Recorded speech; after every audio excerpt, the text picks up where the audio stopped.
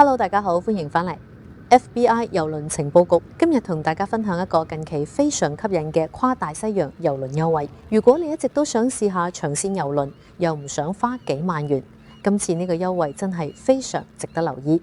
今次主角就係 MSC Cruises 旗下嘅 MSC Grandiosa 地中海宏圖號，由西班牙巴塞隆拿出發，橫跨整個大西洋，最後抵達美國邁阿密，全程13晚。而且價格非常震撼，究竟值唔值得考慮？一齊睇下。首先睇下今次最吸引嘅地方。今次航程會喺2026年10月31日出發，航程一共13晚，價格已經包括港務稅同相關費用。而家最低價格內艙房只需要港幣3900元，平均每晚大約只係300蚊左右。如果想要海景房，只係港幣4478元，露台房都只需要港幣5655元。以13晚嚟講，呢個價錢真係相當罕見，尤其露台房平均每日只係400幾蚊港幣。今次官方顯示最高折扣更加高達73%。如果一直都有留意郵輪價格，應該都知道呢類跨大西洋航程好多時都係一年入面最抵玩嘅航線之一。今次價格仲有幾個重點：第一，所有價格已經包括港務稅；第二，唔需要額外支付服務費預訂；第三，影片全部價錢都以港幣計算，更加容易比較；第四，所有價格都係按雙人入住平均計算，所以如果兩位一齊旅行，性價比會更加高。咁今次13晚究竟會去邊？首先由西班牙巴塞隆拿出發，之後前往葡萄牙屬地馬德拉島風沙爾，呢度全年氣候舒服，亦都係好多歐洲人度假勝地。之後正式橫越大西洋，好多第一次搭長航線朋友其實都會擔心海上日太悶，但真正體驗過之後，反而好多旅客最享受就係海上日，每日慢慢食早餐，欣賞無邊際大海，參加船上活動，夜晚再欣賞表演，真正享受慢活假期。之後會抵達加勒比海著名港口聖胡安，最後抵達美國佛羅里達州邁阿密。如果之後安排美國旅行，甚至加勒比海郵輪都可以一齊計劃。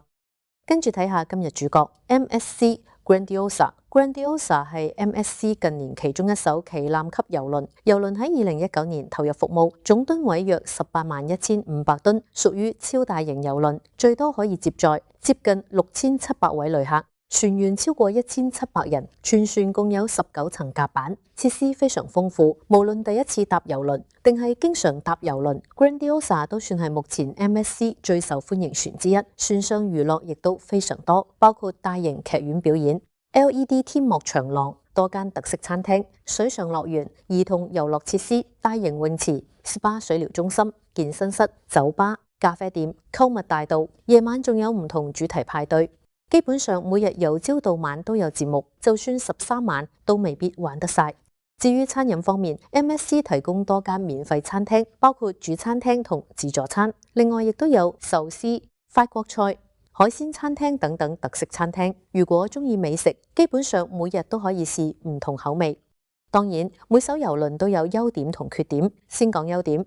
第一，價格非常吸引，今次可以話係近年其中一個最抵跨大西洋優惠。第二 ，Grandiosa 屬於新一代大型郵輪，設施比好多舊船更加完善。第三，娛樂活動非常多，適合一家大小。第四，13晚可以真正慢慢享受郵輪生活，唔需要每日趕住落船。第五，一次過體驗歐洲、大西洋、加勒比海、美國，航程非常有特色。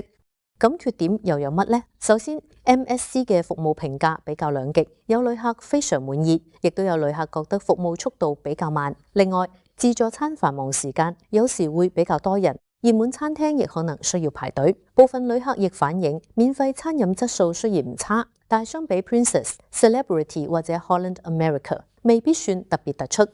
另外，因為 Grandiosa 屬於超大型郵輪，旺季人流比較多。如果中意寧靜環境，可能要揀非繁忙時間使用泳池同公共空間。不過以今次價格嚟講，呢啲缺點其實都相對容易接受。最後分享 FBI 評語，如果純粹以價格計算，今次優惠真係非常有競爭力。13晚跨大西洋，最低港幣3900元，平均每晚300蚊左右，可以享受住宿、餐飲、娛樂、表演、交通，整體性價比非常高。如果你有充裕時間，退休人士、自由工作人士或者想慢慢享受郵輪生活，今次真係值得考慮。如果你第一次搭郵輪，又想試下大型新船，Grandiosa 都係一個唔錯選擇。